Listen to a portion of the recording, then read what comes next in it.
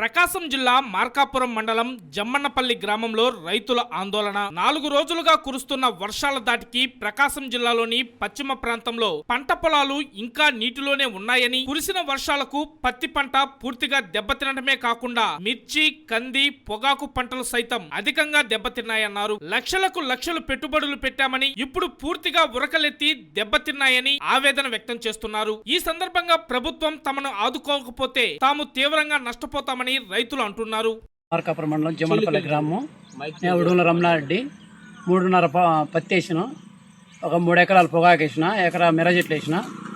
పత్తి మిరపకు వచ్చేసి ₹1,00,000 ఎకరాకు పెట్టుబడింది. మిరపకు వచ్చేసి పొగాకు వచ్చేసి 30 ఏళ్ళు లెక్కైంది. పత్తికి వచ్చేసి కూడా అంతే అయింది.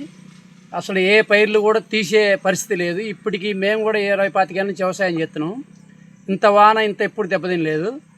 మేము ఇప్పుడు మాకు ఏదైనా ఈ పత్తి అసలు కొనేవాళ్ళు లేరు. ముందు అసలు మొత్తం చనిపోయినాయి.